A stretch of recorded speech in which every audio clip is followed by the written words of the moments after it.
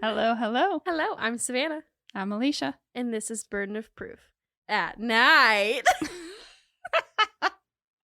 She's very excited about this. I'm excited. We never record in the evenings. This is so No. fun. It's honestly, Because I'm an old lady. no, it's just it's easier for us because we need a lot of time because we Yeah. talk a lot. And so we record in the morning, so that however late we go is fine. Yeah. But we had a scheduling issue this week, and so we're recording on a Wednesday night. And it's And I'm an old lady. I like to be in bed by 9:30. You laugh. I was in bed by 9:30 last night. I slept so good. Actually, I haven't been. The kids are off for summer, so Woo-woo. everybody wants to stay up late.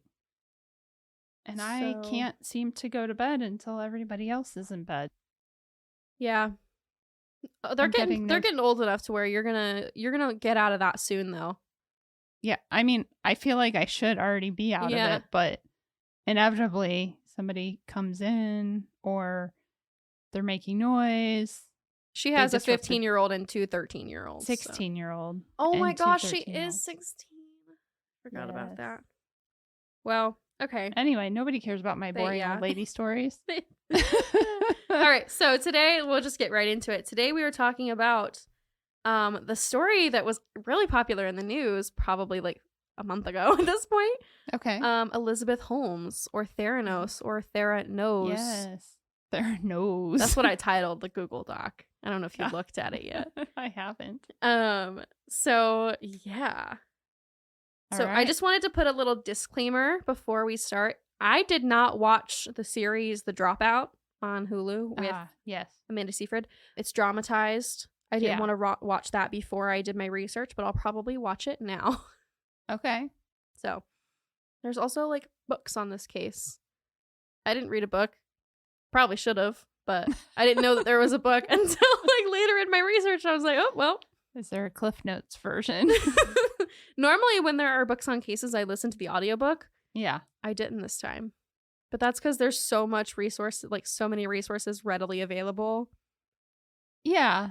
Because And- it's pretty big deal. Yes. So, but I feel like a lot of times with the smaller cases that we like to cover, which is why a lot of you are here, is because we cover stuff that's not necessarily popular and that you might not have heard of before. Those cases, normally, there's one book about it, and that's what you get. Yeah. So you have to go with that. mhm. And news articles or court docs when you can find them. When you can find them.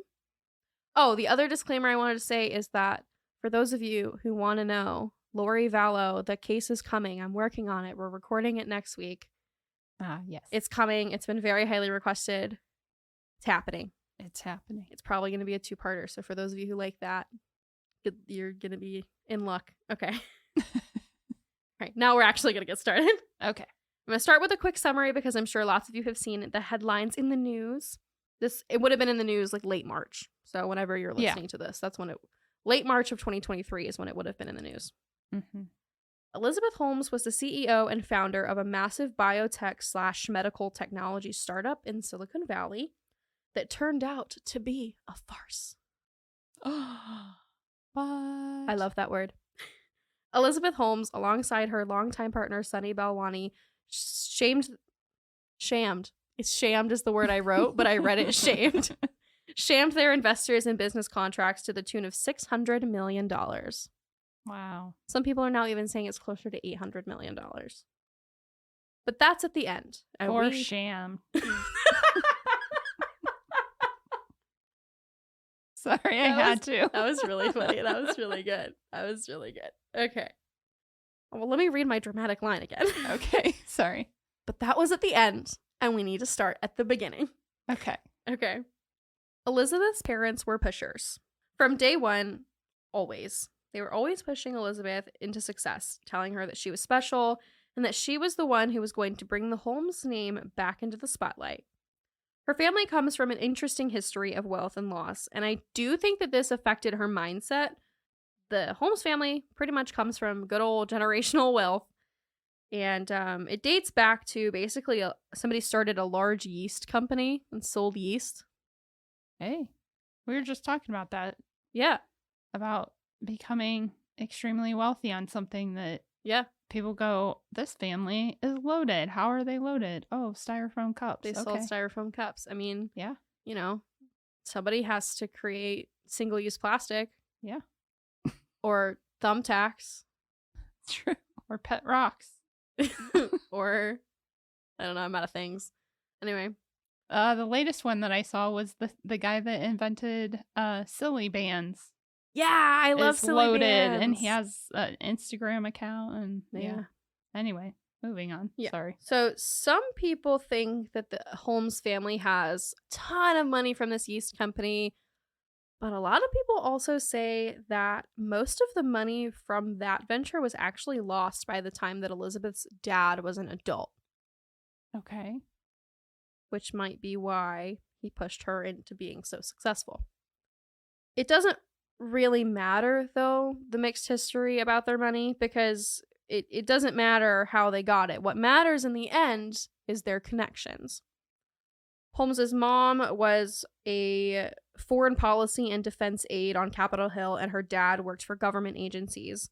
Her dad also worked as vice president of Enron, which eventually went bankrupt after its own fraud scandal. Yeah.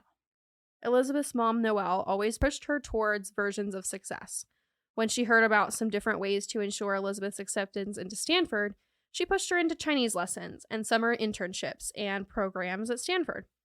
She even forced her to go to a summer immersive program in Beijing.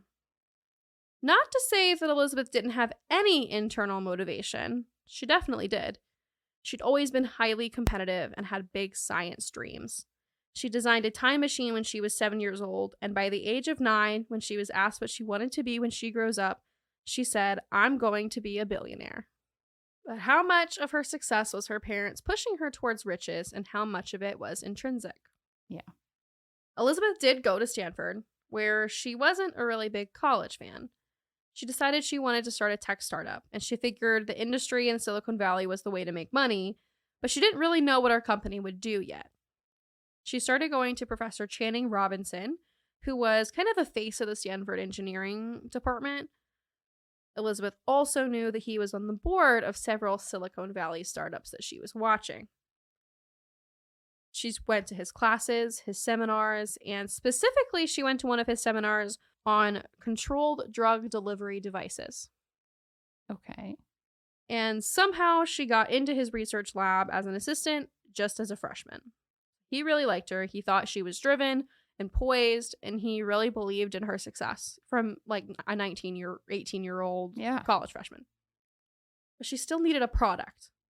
So she ended up going on this big research trip to Singapore, where she was doing medical research and medical testing on patients with SARS. So she was testing medical devices or in medical testing equipment. Right.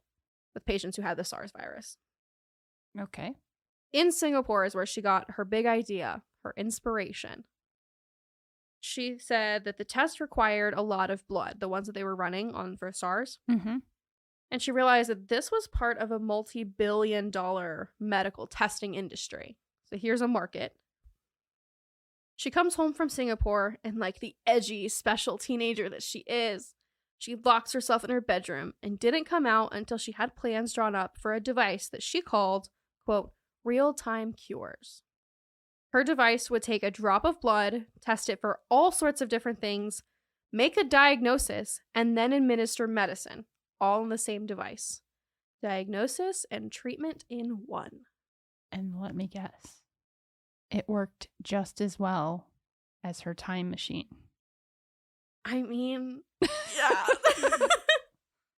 Okay. I mean, dream big, but... And dream she did. Except she wasn't dreaming, it was a reality. In the fall of 2003, she told her professor, Channing Robinson, all about this new plan, and he was kind of about it. He kind of was interested. So he really knew that he was investing more in Elizabeth than the device itself, because she wasn't an engineer, she didn't really have training, but he really liked her and he really thought she would be successful.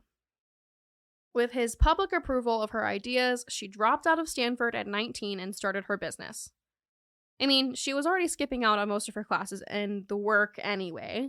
And she convinced her parents to use what was left of her college funds to work on the business, and off she went.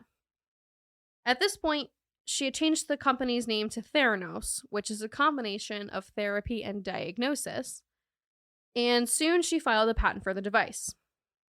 After she filed the patent, she looked to her parents for some good connections to the right investors because, that college money wasn't going to last long, and this is expensive to do, and they provided. So, Oracle founder Larry Ellison, I'm pretty sure that's how you pronounce it, is Ellison, and Tim Draper were two of the connections that her parents helped her make. Tim Draper is actually the father of a childhood friend of hers, and he was the founder of a prominent venture capitalist firm in their area, and it was called Draper Fisher Jerviston. Okay. I hadn't said that word out loud because it looks straightforward. It's not. It's a mouthful. Jerviston. And again, while all these investors were investing in the device, they knew that at this point in the process, they were also mostly investing in Elizabeth. Elizabeth sold them on the fact that she would be the one making all the decisions. She would be the one keeping the trade secrets, and she was the founder. Her. Each investor felt the same thing about her. Everybody said that there was a quality about Elizabeth that made them determined that she would be successful. Despite her overreaching capabilities of the device, the first round of funding after about a year in developing her company resulted in nearly $6 million. She's 19 years old, dealing with $6 million worth of funding. Yeah. That's scary.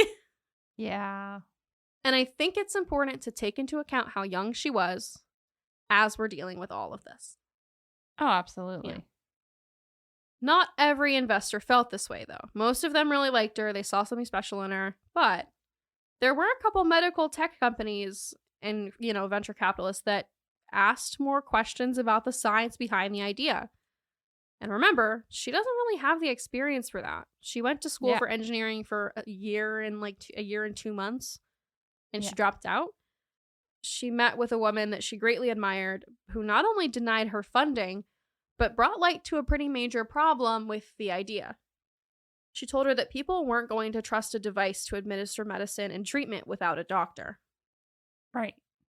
Because we're in a society that's built on trusting our experts. You can't know everything. Somebody else has to know it. I'm sorry.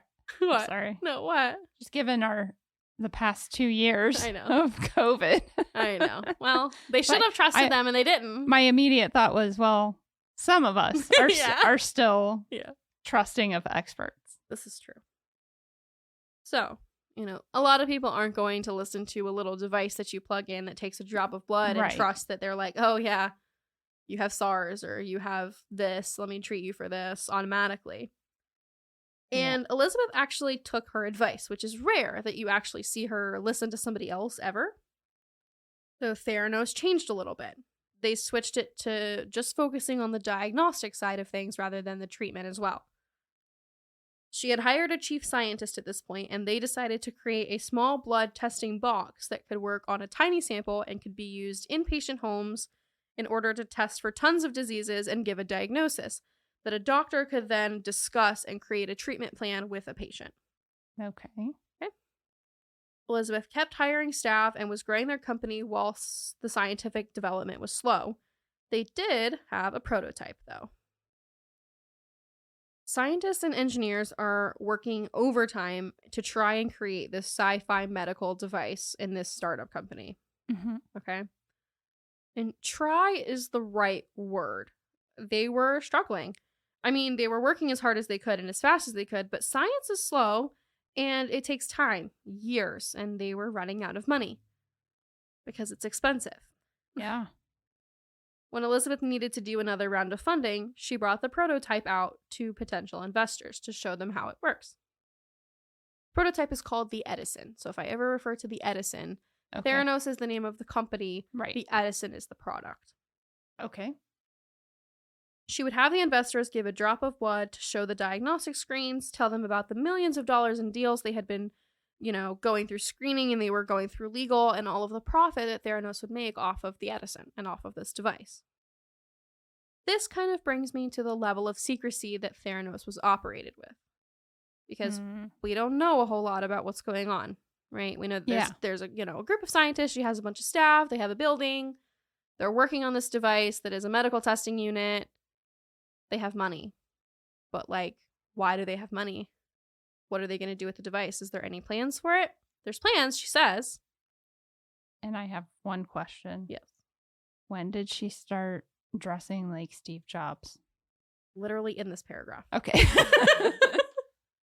Because I'm thinking, even though I'm glad that I thought of phrasing it that way, because the actual question that came to mind was, and when did she start dressing like an evil genius scientist? Yeah.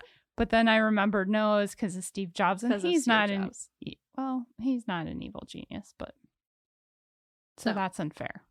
But she looked more like an evil genius. Mm-hmm. Steve Jobs just looked like Steve Jobs. Steve Jobs. Yeah. So, yeah, like she said, she would tell the investors she has millions of dollars in deals that are, quote, going through legal, end quote. And she would tell them all about their numbers and the profit that TheraNOs was going to make them if only they gave her more money. She needed more money because one part of the Edison to create this one portion of it cost them hundreds of dollars. And in order for them to make more of it, they need money. Yeah. Also, ma'am, don't blame legal for everything. Yeah. Sometimes us legal are just trying our best. It is slow. It is a slow process. It's so slow. And again, don't blame us. Blame the court. I say with love. It wasn't just investors who were kind of blind, though. Even when the company was a little bit bigger, departments weren't allowed to talk to each other. So everything in legal had to stay in legal. Everything in development had to stay in development. How do you run a company like that? Everything goes through Elizabeth. Yeah, that's not shady. Yeah. She even would take several ex-employees to court over, quote, misused TheraNOs trade secrets. Everything was in stealth mode, which is a quote from Business Insider. The secrecy is one of many things that Elizabeth stole from Steve Jobs. Because, I don't know, he was developing Apple. And yeah, he wanted people to not know, but I think his departments could talk to each other. I don't know for sure, but like internally, I would think so. I mean, I don't know that much about. I'm not that interested in corporate espionage. No, I'm just kidding. I don't know either. She was so inspired by Steve Jobs, she wore the turtleneck, she dropped her voice to a lower register, and she tried to run TheraNOs in a similar style as to how she thought he ran Apple. She had his favorite furniture in her office. Bruh. Did Steve get a restraining order against her? He probably should have gotten a restraining order. Probably. Yeah. Wait. Conspiracy.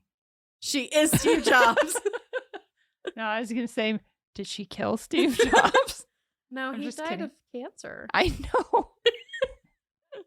I'm just saying. And Kurt Cobain died of a gunshot wound. But many people have various beliefs on the matter. And she worked in medical tech, so who's to say that she did not cause this? This is all fabricated, friends. Don't come after me. I'm joking. Don't talk about this on Twitter. That's where people go to die. Anyway, at one point later in TheraNOs' history, but before the big bads, she wanted her scientists and her employees to work harder and work later. So she started having dinner catered to the office at 8 p.m. So if you stayed to work late, you had free food. Which honestly might work for me because I don't like dealing with dinner. Have you ever seen the show Crank Yankers? No. Oh, it's like so good but so bad. Like it probably, I'm sure it has not aged well. It could not air today. Yeah, I'm 99.9% sure, but it's basically like a comedy skit show but done with puppets. Oh God, no! Yeah. I would never watch that. The only puppets that we stand, the only puppets that we stand are the Muppets. It was pretty hilarious. Anyway, there was a skit where it was supposed to be Oprah's network or something. And people, it was the call center and they'd answer the phone and then they were like, as it turned out, they were like chained to their desks. And they would so how can I help you today? And then the person would talk and they'd be like, help me. Help me. Yeah. And then they'd be like, wait, what? What? And the customer service person would be like, nothing. Anyway, how can we send help to insert address here? Again, I'm joking. I don't believe that Oprah. No, changed Oprah her- gave all of their employees cars. I know. You get a car. But that's what made You it get a funny car. was that Everybody Oprah's like gets a the car. most generous billionaire ever. And I don't know if that's true. I don't but, think that's true. But she's pretty generous. Anyway, that was a sidetrack. My apologies. No, it's fine. It's very technical language today, so sometimes we might need that. Anyway. Welcome to my ADD brain. Well, let's go back to the Edison. Yes. That doesn't work. The device does not work. And it needed to work because she needed more money. Yeah. She couldn't fail. So she pushed her scientists even harder, and all the while, another round of funding was in order. They were gonna be broke. I mean, the reality is they were never that close to broke because she was very good with money, from what I can tell. But, you know, businesses are expensive and she knew that they needed money. So this time when she went in to get funding, she got some freaking funding, girl, because she impressed Don Lucas, who was this massive Silicon Valley investor. He was the kind of guy who, like, he'll do his research on the company, sure, but he's really going to go with his gut. And if he thinks it's going to work, he'll probably invest. He really liked Elizabeth Holmes. And also, like, a lot of people were investing because there weren't a ton of women in the tech world and in Silicon Valley. And so a lot of these investors liked that. You know, she was still a feminine woman. She was blonde. She wore the red lipstick. She had these big blue eyes that never blinked ever. And they wanted a woman in STEM and in the tech world. Not STEM, but in the tech world. Mm-hmm. And so they invested in her because of that. Or they invested in her because, oh, well, her dad worked for that one company, but, like, it's fine. Like, the whole thing. So, anyway. Can I share an unpopular opinion? Yeah. I know it's scientific that women blink more than men. I think that it's weird when they don't. She didn't blink, bro. She got creepy eyes. She does. Yeah. There's something, like, just unnatural And about they're so big. women not blinking Mhm. as much as most of us do. Anyway. So he really loudly endorsed the company, and he was a member on her board. And so with his support, she was able to get another $9 million. And it just kept chugging along. Wow. The engineers and scientists were forced to work overtime themselves because the device still didn't work. And she knew she wouldn't be able to get investors to continue investing without pharmaceutical contracts, which they can't do without having a working device. Yeah. She continued to make a ton of massive promises and claims. She told everybody that she had these 6 contracts with 5 major pharmaceutical companies, and her CFO, Henry Moseley, did all the projections. The company could do between $120 or $300 million over the next 18 months, according to the contract, the lines of the contract that she gave him. Right. So he did the numbers, and then he reached into his big old contact book full of investors and told them the numbers for such a small startup. Basically, they were going to be able to grow their capital. And I mean, grow their capital, because TheraNOs was suddenly flush with cash. By the end of 2006, they had brought in another $32 million. We're just We're blinking. We're blinking too much, because I want you to do the math. That's in 3 years. Yeah. She went from just using like I think the number was like $100,000 or $200,000 of her college money. Yeah. To getting $32 million of capital funding. And between the contracts and the new investments and their regular cash, the company had a valuation of over $160 million in 3 years. That's crazy. It's cuckoo bananas crazy. Yeah. And I mean, why shouldn't they be worth that much money? They had 6 contracts in the legal department under review and another 15 or so deals in discussion. I mean, though, like, I guess if you had to wonder why it might not be worth that, Henry Moseley, the CFO, who did all that math, he had never actually seen the contracts. Elizabeth always just told him that they were tied up in the legal department. But I mean, he'd like seen the Edison, he'd seen it work with other investors, right? Except that, of course, it hadn't. One day, one of the very frustrated scientists finally broke down in a complete breakdown, like a complete mental break, from being overworked and being frustrated with how the device was being portrayed, and told him that the Edison was not ready. He told him that while they did have the prototype, it only worked like half the time. And even then, it was not really super reliable. It would always work with the investors, though, because they played pre-recorded results on the screen and programmed it to bypass any of the failed testing markers. Also, in case you hadn't guessed it by now, no contracts. She talked with plenty of the pharmaceutical companies for sure, but no one had actually agreed to pay her anything. Now I'm not blinking. Like, what? Is this bitch for real? What? Yeah. So Henry Moseley decided he was going to go and confront Elizabeth about her lying to the investors, and in response, she fired him. Of course. She didn't hire a new CFO. She handled it from there. Of course. Of course. Some of her board members, though, didn't really feel that she was handling it, though. Eventually, there was a couple different things that led to this point that I'm not going to talk about right now, because it's just too much. But eventually, they would come together, the board, and discuss the idea of maybe replacing Elizabeth as the CEO with somebody with a little bit more experience. Because, you know, she's only like in her 20s, like really young 20s. Yeah. Like, I'm sorry, I'm in my early 20s. I would never, ever, ever feel comfortable managing a business worth this much money. Yep. You know, and they weren't seeing any of their promises fulfilled. And like a lot of her board members were her personal friends outside of the office, but she wasn't really making them any money. So they struggled with separating the friendship and the business side of things. Oh, that's messy. It gets even messier because Elizabeth overheard this conversation. She stood in front of her board members and declared that she would make the changes and that she was the lifeblood of TheraNOs, and she convinced them to give her another chance. And the first thing she did with her second chance was fire any of the employees who had gone to the board with their concerns about the way that TheraNOs was being run. She couldn't have any whistleblowers or anyone else trying to destroy her hard work, could she? And what did the board do? I don't think they put two and two together, really. How do you not put... Oh my gosh. Yeah. So Okay. 2009 came, and she was burning through money and trying to make some more. Because again, they're not making any money. They're just spending it. This brings us to the point of meeting the next major player in the TheraNOs game. Ramesh Sunny, he goes by Sunny, Balwani, and Elizabeth met when Elizabeth was on that Singapore trip that inspired everything. Mm-hmm.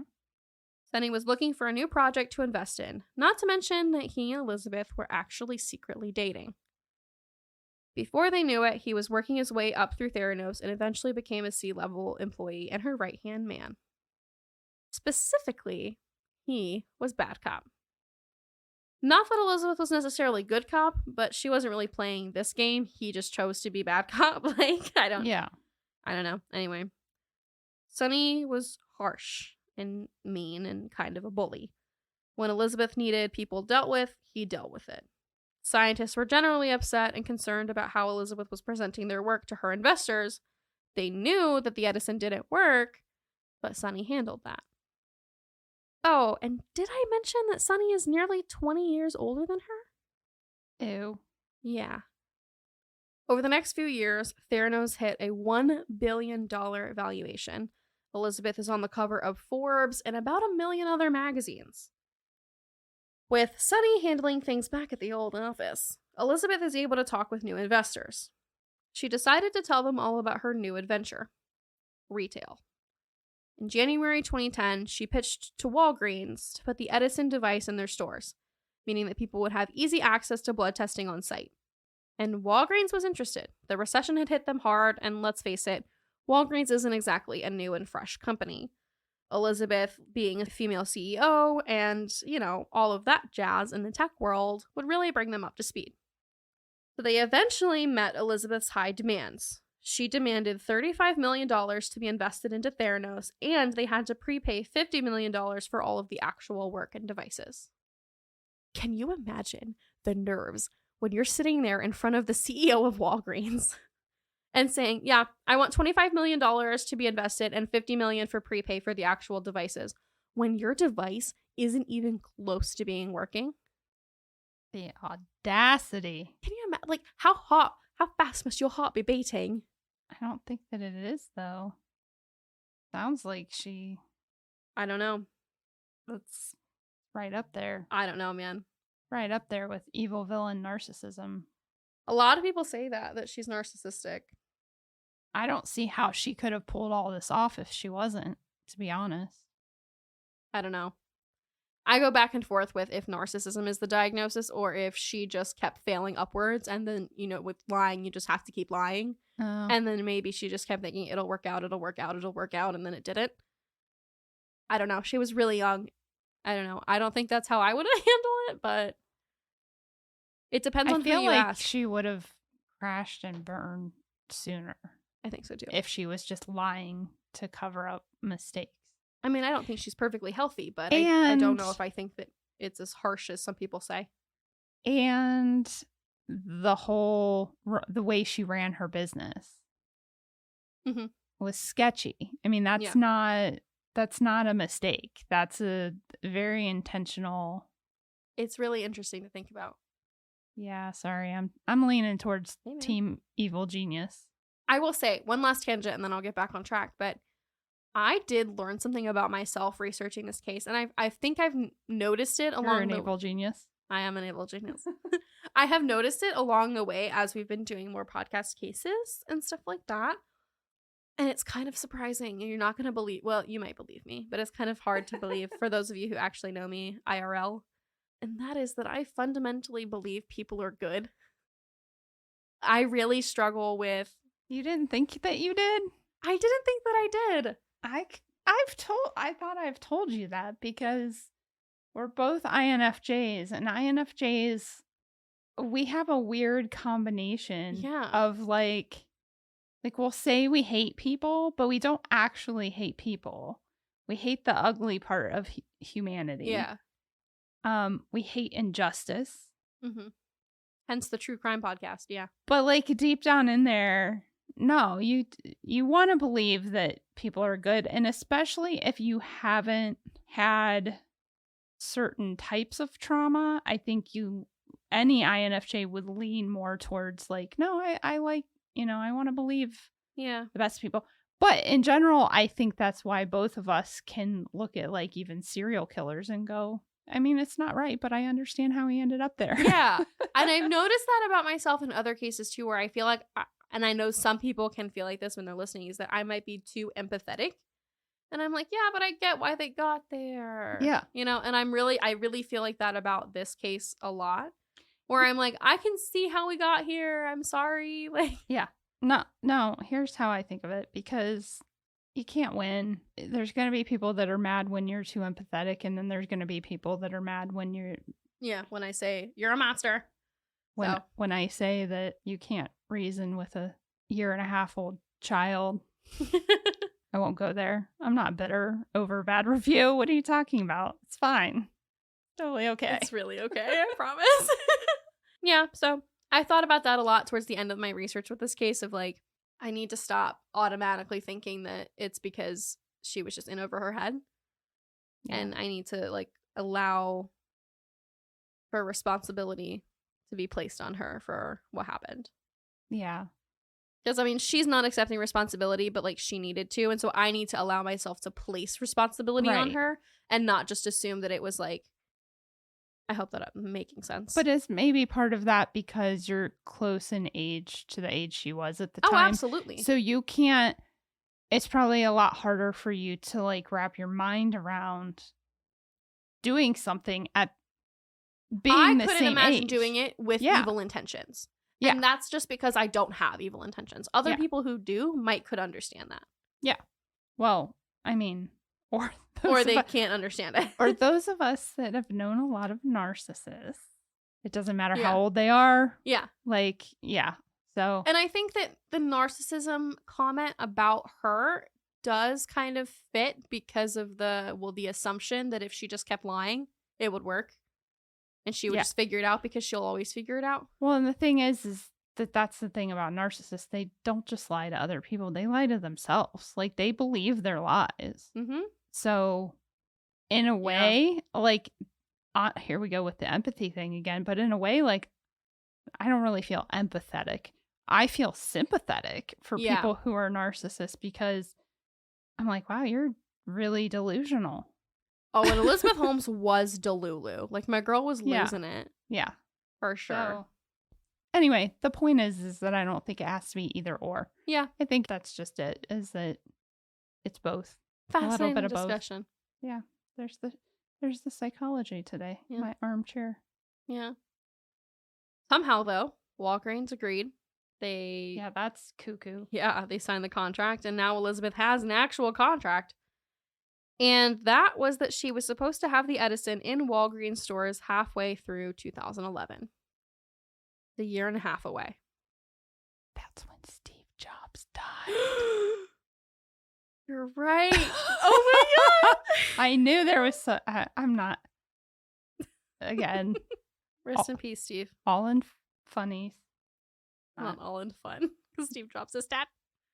She actually used this contract as leverage to produce more funding from her, investors, all the while knowing, again, I don't know how many times I can say this, she doesn't have a freaking product. She doesn't have a device.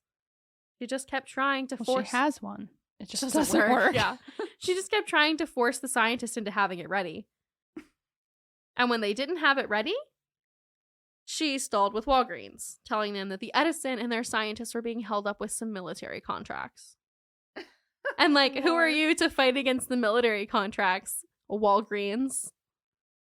But yeah, a year after that, though, and Walgreens still didn't have the devices in their stores, they really didn't care about the military anymore. They were demanding that she keep up her end of the bargain.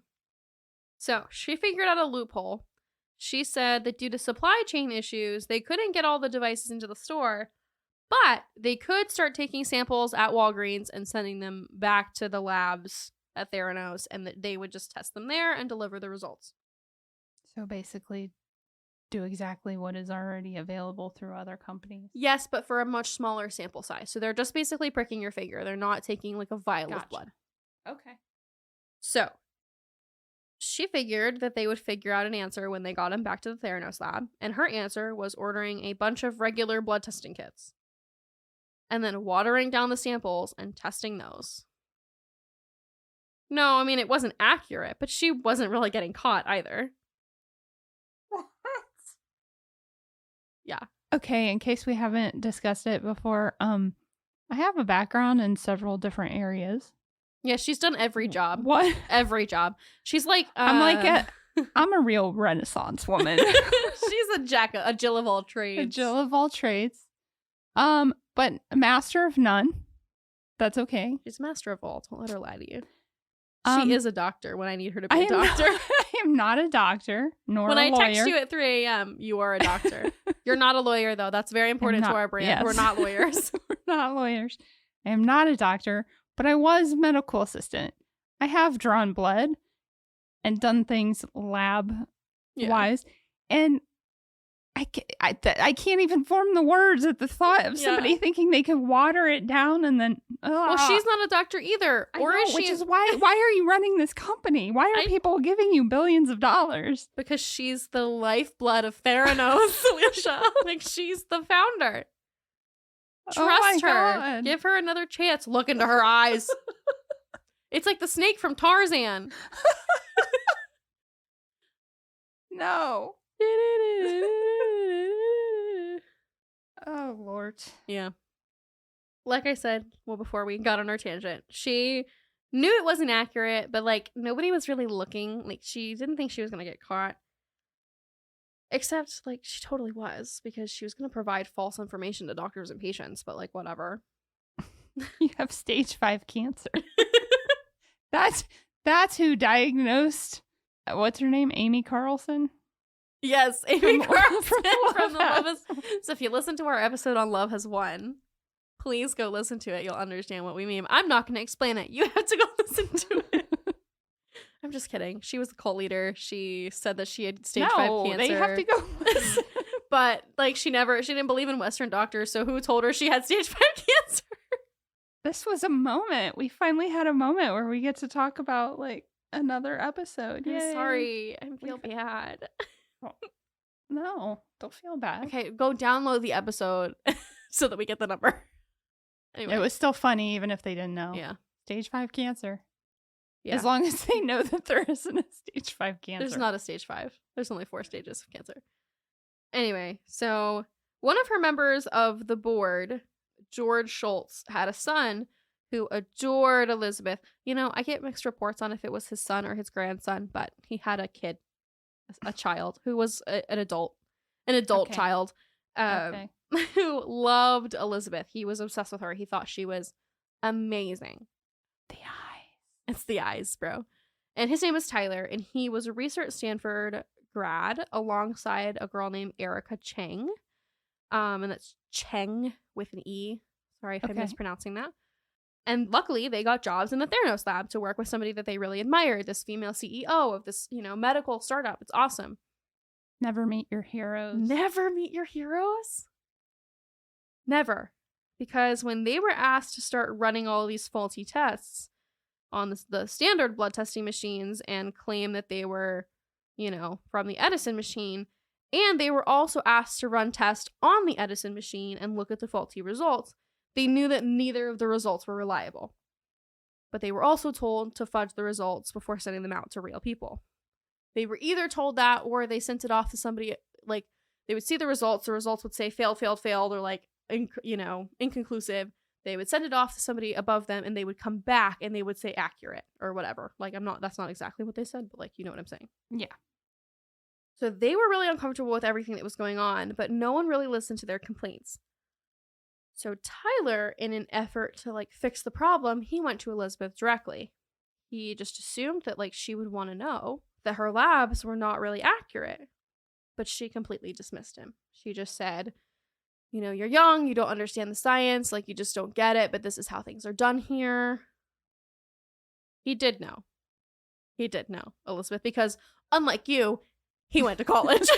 That's what I was trying not trying really hard not to interrupt. Yeah. So he decided to email Elizabeth his concerns again so that it's in writing.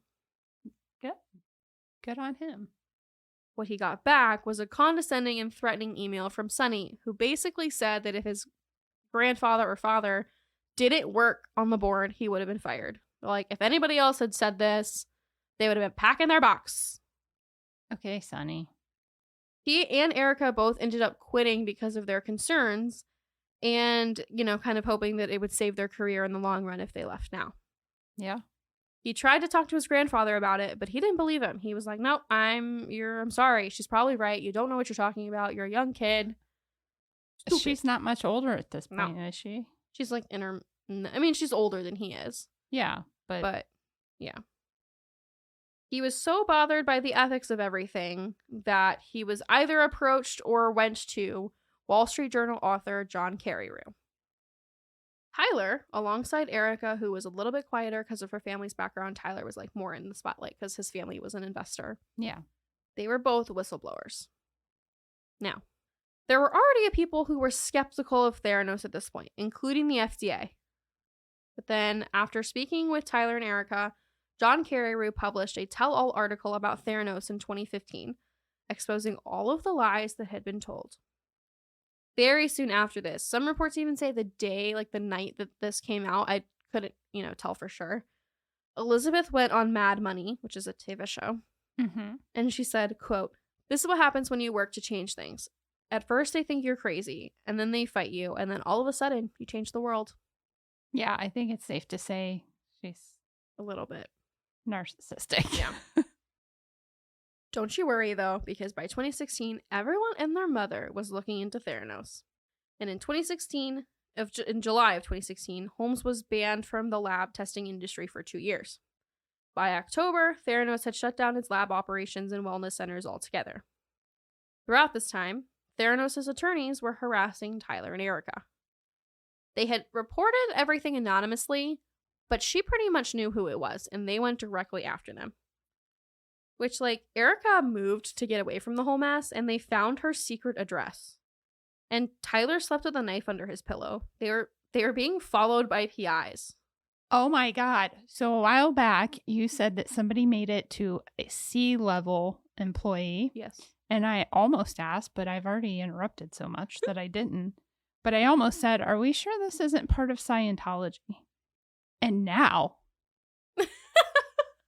that is exactly what Scientologists do. C-level employees just means, like, he was the CEO. Of the letter yeah, C. letter I know. C. It was a joke. Oh, okay. I don't know enough about Scientology. Oh, because Scientology, because it's taken... like SEA. Yeah. Duh. Yeah. Yes. Haha. That'd be funny. I know, it wasn't a great joke. No, it was a funny joke. I just didn't get it. It was funny if you got it. I just didn't. Like, if Nicholas was here, he would have gotten it because he's like all into Scientology. Don't be into Scientology. No, like, he doesn't agree with Scientology. He's just fascinated by it because it's a cult. I've just outed myself as a suppressive person. They're coming after me. They were being harassed and followed by PIs, and they were served paperwork at their homes from the attorneys saying that they should sign this affidavit, saying that they were the ones who talked to John Carreyrou, and just kind of intimidating them overall. Again, they didn't even know for sure who it was. I mean, it was them, but, like, still. But they didn't know. But they didn't know. Like, what if it wasn't? And they're just being mean. But they do, because Scientologists know. Scientology. Because they're not humans. No. They're Thetans. Tyler ended up spending $400,000 on legal help before this entire thing was over. Dang. Yeah. Erica had gone another avenue. She realized that other than just being a source for journalists, she could kind of protect herself in other ways. She reported the company to the Centers for Medicaid and Medicare Services, who was in charge of investigating laboratory practices. Smart girl, because this makes her a government whistleblower and protects her legally. That was smart. All the while, Elizabeth is trying to court Rupert Murdoch, who is a massive media and news guy and basically befriended him. He owns like Washington Post and a bunch of other stuff. Yet another area of our country that is actually owned by you think you have person. choices. Yeah. But actually, I said he owns the Washington Post, but I feel like I was wrong. Hold on. He owns Fox. Yeah. Well, he could own He both. owns the Daily Telegraph, the Herald Sun, the Australian, the Wall Street Journal, the New York Post, the Times, Fox News. He owns a company called News Corp. News Corporation, and that's what he owns a bunch of stuff. Anyway, she basically was trying to befriend him so that he would kill the story. And while he did accept her friendship and like kind of liked her, he did not kill the story.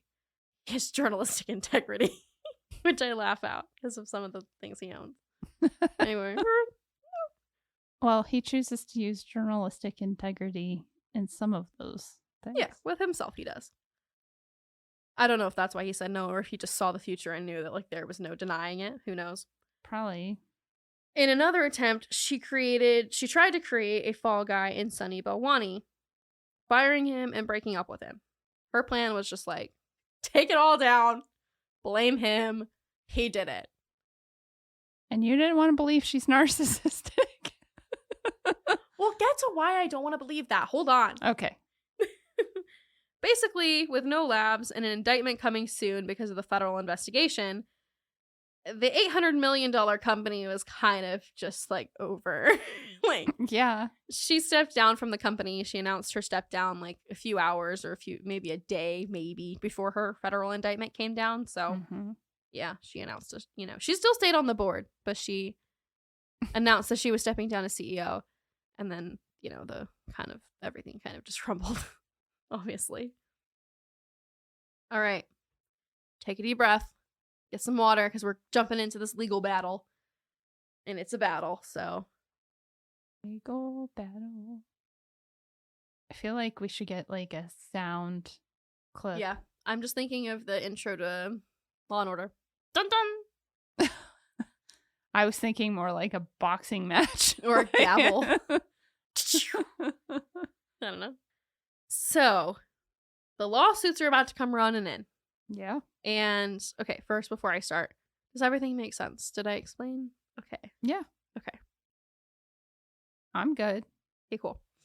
Hopefully listeners are. If you're If not, I'm so ask sorry. questions. Yeah. Engage with us on Yeah. social media.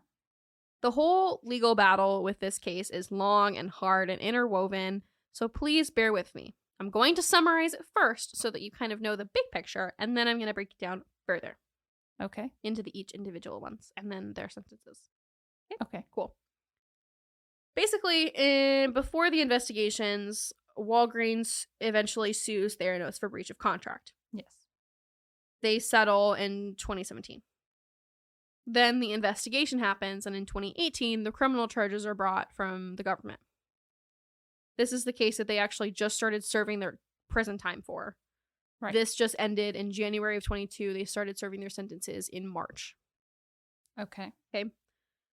There's several other lawsuits, but I'm going to touch on one of the main ones, and then I'm going to say at the very end there's one lawsuit that's happening currently that I don't know enough about to talk about. So, bear with me. Okay. I'm sure there's other ones too because there are a million investors, but I'm just talking about the ones that I had enough information to talk about. Yeah. Or I could find documents for because these documents are hard to come by and it's very difficult to discern what's happening in what order. So just bear with me.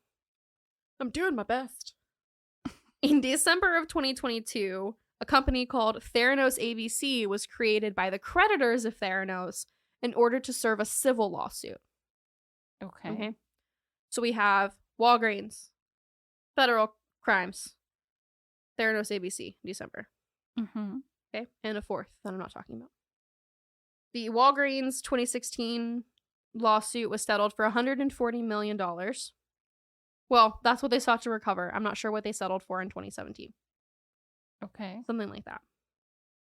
2018, the SEC charges Holmes and Balwani with, quote, massive fraud involving more than $700 million from investors through a, quote, elaborate years-long fraud in which they exaggerated or made false statements about the company's technology, business, and financial performance, end quote. Right. Basically, the SEC says that Elizabeth and Sonny knew that Theranos' Edison could only perform 12 of the 200 tests that they published in its patent menu. When they put the patent in and they keep the patent up to date, they said it could perform 200 tests. Only performed 12, and those 12 were not always accurate. Theranos and Holmes kind of agreed to resolve the claims against them by, providing them with funds. Elizabeth gives up her control of the company and much of her stake in it. And then Balwani at this point continues to fight the charges with his attorney saying that he, quote, accurately represented Theranos to investors to the best of his ability. Okay. I mean, makes sense. Mm-hmm. Did she really? I don't know. Well, you don't know. How much did he really know? We will never know. Yeah. On June 15th, 2018, following the investigation from the government, which actually lasted like 2 years, they really dug deep. A federal grand jury indicted Elizabeth and, Sonny Balwani on 9 counts of wire fraud and 2 counts of conspiracy to commit wire fraud. They both pled not guilty, and the prosecutors claim, and I liked this quote, prosecutors allege that Holmes and Balwani engaged in 2 criminal schemes, one to defraud investors, the other to defraud doctors and patients. Yeah. Yeah. And after this indictment was issued, this is when Elizabeth stepped down from CEO. They were originally charged together, but Elizabeth's attorney requested that the cases be separated because, according to Elizabeth, Sonny had abused her both emotionally and sexually for the entirety of their relationship. The judge did separate the 2 cases, so I don't know what evidence was presented in order to do that, but he did allow it. So they were separated, they were tried separately. Well, I'm not an attorney. Yeah. But to me, I don't see the harm in doing it separately. So. Yeah, there's none. I mean, were they just doing it together to They were doing it together, I'm sure, for easier on the government, less government funding, less, you know what I'm saying? Yeah. But they did separate it. The trial was delayed through 2020 because of COVID and because Elizabeth was pregnant. Let's talk a little bit about that. First of all, I want to talk about the fact that during COVID, her attorneys tried to declare that they needed to break the lockdown rules because they needed to meet in person. And the judge was like, absolutely not. That is ridiculous. You absolutely do not need to meet in person. And the arrogance of you to even ask, like, no. To meet who in person? To meet, like, their team. Their defense team. They don't need to meet in person. The judge was actually very upset by it, and he denied it. Oh, she denied it. Pretty sure her judge was a woman. I don't know which judge denied it, because, you know, a lot of times things get passed back and forth. But okay. The other thing is, let's talk about Elizabeth's life, like, now. Elizabeth had met a man and was living her best life in a $5,000 a month rental apartment and was expecting her first child. Oh, so this is not Sonny's baby. No, they broke up, remember? She broke up and fired him in order to, like, blame him for things. Yeah. So, she married a hotel heir, Billy Evans. Trying to figure out which hotels he's the heir to. Oh, it's like a bunch of luxury hotels in San Diego. He went to MIT. He works in tech. Anyway, they met. They got married in, like, a private ceremony. And she eventually has had 2 children with him. And she was pregnant with both of her kids during their trial. So things got delayed because she was entering her late stages of pregnancy. Was she pregnant with twins? No. She had 2. So one at the beginning of 2020 and then one later. Oh, okay. Because you said she was pregnant with both. Okay. Oh, I'm so sorry. I got confused. Okay. Just checking.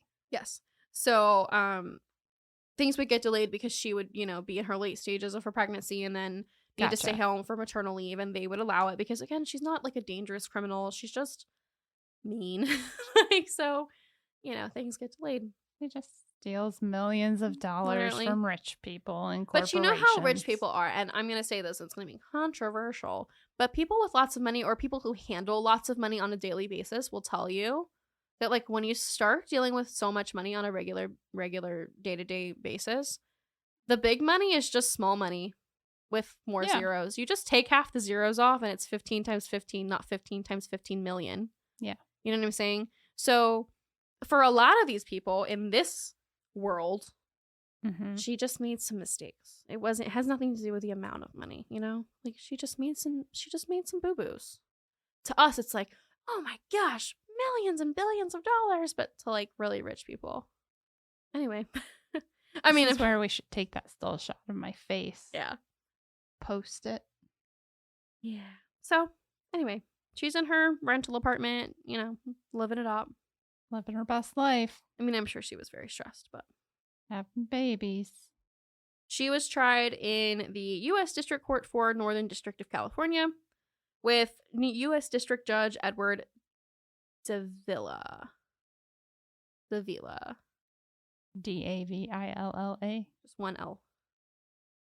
I didn't want to watch any media coverage of the case, so I just did everything based on. I believe it's a Spanish name, so I don't think you really pronounce the L. He is Hispanic.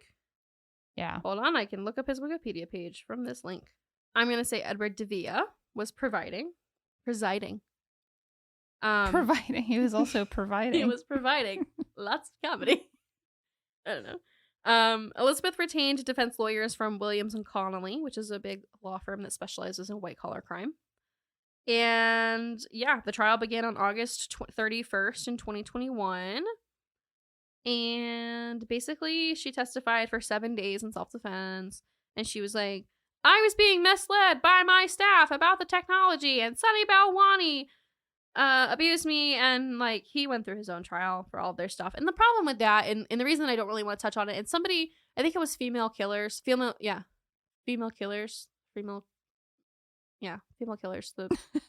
a podcast. I'll list it below. Okay. Yeah. She talked about it, and she said, I don't want to talk about the allegations of abuse because the trial wasn't about did Sonny Balwani abuse her. The trial was about TheraNOs. So I'm gonna steal that. I don't know what happened. I want to believe victims. I really do. Basically, the case outlined her, role in faking the demonstrations with the device and talking about the fake contracts and validating reports that were fake and misleading claims and overstating the financials. She was in January 2020 or January 3rd of 2022. She was found guilty on 4 counts of defrauding investors, 3 counts of wire fraud, and 1 conspiracy to commit wire fraud. She was found not guilty on 4 counts of defrauding patients, 3 counts of wire fraud, and 1 conspiracy to commit wire fraud. So there were like a ton of charges. Some of them she got, some of them she didn't get. Basically, part of those, like some of the charges, the judge also ruled a mistrial for some of the charges, but not all of them. Okay. Yeah. Because the jury returned back with those with like no verdict, is what they said. Yeah. So that he had to declare a mistrial. So basically, she waited on sentencing at Liberty on a $500,000 bond or, bail bond that was actually secured with property. It wasn't secured with cash. Interesting. She, at this point, was facing a maximum sentence of 20 years in prison and a fine of $250,000 plus restitution for each count of wire fraud and each conspiracy count. Which isn't that much in comparison. Yeah. In November of 2022, November 18th, he sentenced her to 11 1/4 years, which is 135 months in prison, and ordered her to surrender by April 27, 2023. The sentence included a fine of $400 or $100 for each count of fraud and a 3-year supervised release after her prison term. She was allowed to get a 15% reduction in prison time if she had good behavior, and that would put her at a sentence of 9.5 years with no possibility of parole. She had to serve at least 9.5 years. Okay. He recommended that she be incarcerated at Federal Prison Camp Bryan in Texas, which is a minimum security prison that actually has a very limited or no perimeter fencing. So it's pretty chill. People don't escape because if they escape, they go someplace worse. And this place is pretty good, so. She made some unsuccessful appeals, and eventually the judge ruled that she had to surrender by May 30th, accepting that she needed time to, put her kids somewhere. Yeah. She had 2 kids. She was ordered to pay $452 million to the victims of the fraud. Ka-chow. Oh, and this amount, that $452 million, her and Sunny Balwani were equally responsible for that full amount. So she basically owed half of that. Okay, but I'm guessing she doesn't have it at this point. Yo no sé. She surrendered on May 30th, and she is currently serving her time at Federal Prison Camp in Bryan, Texas. Okay. Now, Ramesh Sunny Balwani was sentenced on Wednesday, December 7th, 2022, to 155 months, which is 12 years and 11 months, in federal prison. And basically, he was tried separately. He was not convicted on all counts, but he was convicted to a lot. So he was not convicted of everything, but convicted to a lot. Similar, counts to her, obviously. But they were tried separately because of the abuse of allegations. And her attorney was like, she can't sit next to him every day. It's just not happening. So he sentenced him to the 155-month prison sentence and 3 years of supervision upon release from prison. It was the same judge who tried them both. Okay. His restitution amount is to be scheduled in the future. He surrendered on March 15th, 2023 to begin serving his prison sentence. So, my last little disclaimer, and let's talk a little bit about this, is you're probably wondering, what wire fraud? What does that mean? What did they do? What were they actually trying them for? And the answer is it's complicated. So, it's not easy to find the court documents for this case, and I don't know exactly what wire fraud they were specifically talking about. I would imagine if they're taking money from all these investors. Yeah, that's the fraud. And she's saying that they have all these contracts and stuff. Yeah. I would think that that they're accepting money fraudulently maybe counts. They possibly were moving money around to make it look like they're doing Mm-hmm. They're wheeling and dealing. And then who knows? Who knows? They might have been inappropriately Mm-hmm. paying themselves or other people, but that might be more than just wire fraud. But if all they can like trace or have evidence of is the actual wire fraud, then yeah. The reason I bring it up that I don't know exactly is because normally when we have cases where we can access the court records, we can see exactly what each count is referring to. Yes. So you have like, a couple pages that'll say count 1 and it'll list the charge and then it'll give the scenario around the charge. I didn't have that. So I don't know exactly what they were convicted of and that sort of thing. But basically, I think, you know the story. Stole a lot of money.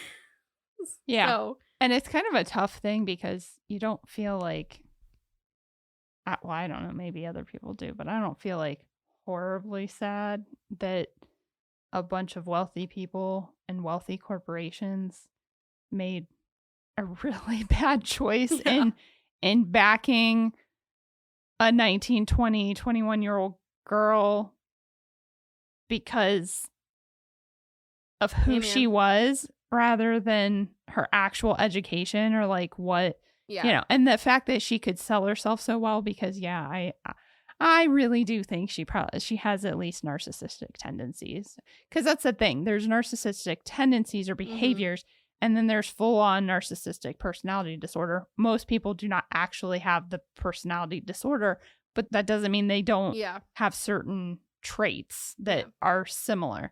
So, well, and like at the end of all of this, she's basically saying that like she wasn't allowed to be her real self while she was with Sonny. And now that she's with this new man, she's the real her. She's the new Liz. She goes by Liz. And she's casual now.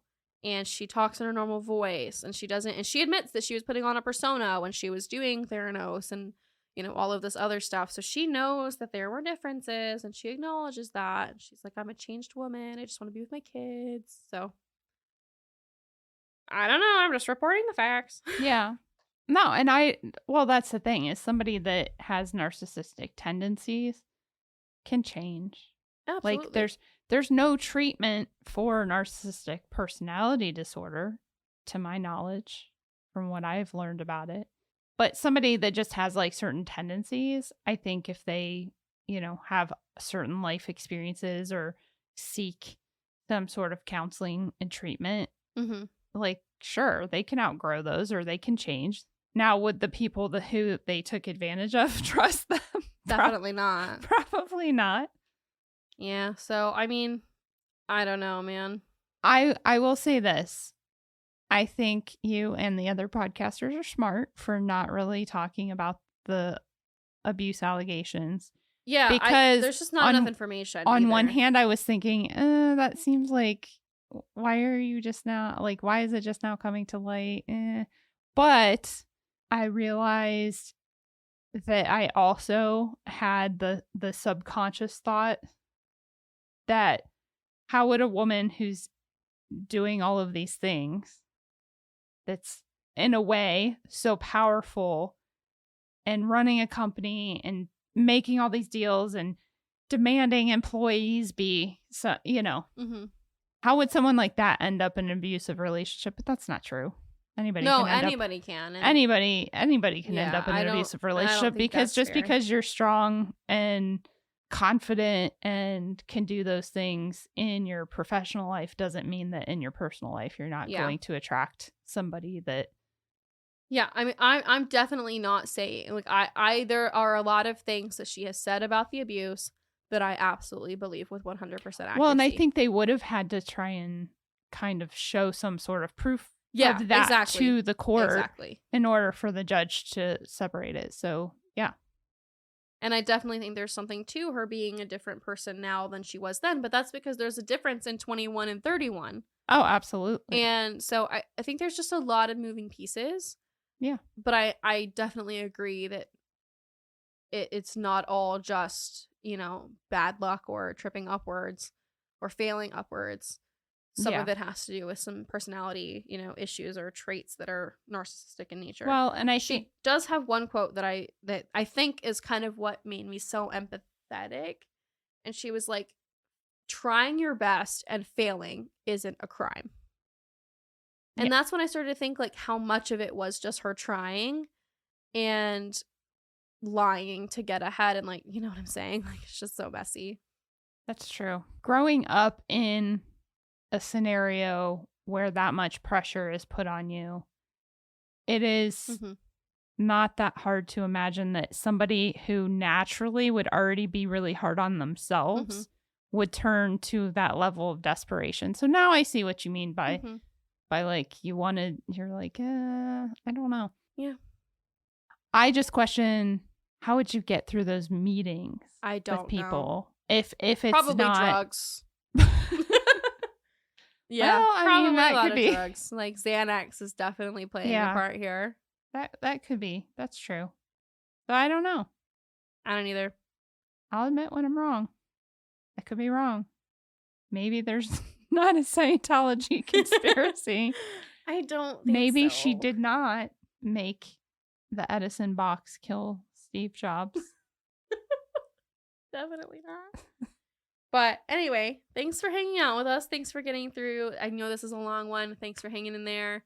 They're used to my long ones. It's okay. I know, but this isn't my one. And they're not used to me being long. They're used to me being short and sweet.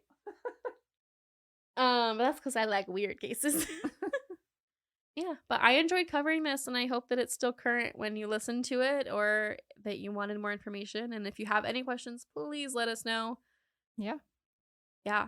Leave us reviews. We love reviews. Comment on our Instagram a computer emoji if you made it this far. And I think they should comment isn't there like a drop of blood? Yeah, there's a drop of blood emoji. So yeah, I think we should use that. Use either. Yeah, use either. You use a drop let's do this. Let's play a fun game. Okay. If you decide to leave an emoji, if you believe that she just was failing and desperately lying to try and cover up, hoping that, eventually everything would work, use the drop of blood. If you think that she just was a little narcissistic and didn't want to finish college and scammed everybody, use the computer. Knowing that she was scamming everybody. Yeah, knowing that she was scamming everybody. Intentionally. Intentionally, yeah. yes. Then use the computer. Then use the computer. Yay. Woo! We'll see what house you're in. We'll see what house you're in. Oh my gosh. Okay. Well, we love you guys. We'll listen to you. We'll talk to you next time in the morning when we're not exhausted. Yeah, sorry about this. We're a little delirious. It's now. the ranch. We're definitely delirious. We're Delulu. That stands for delusional. Delulu. All right. It's 9 p.m. It's time for bed. It's Alicia's bedtime. Well, it's 30 Yes. minutes to Alicia's bedtime. Yep. And I gotta go home. So we'll talk to you guys next time. Till next time. Bye. Bye. Thanks for listening, guys. Find us on Instagram and TikTok at Burden of Proof Pod, and email us at burdenofproofpod@gmail.com.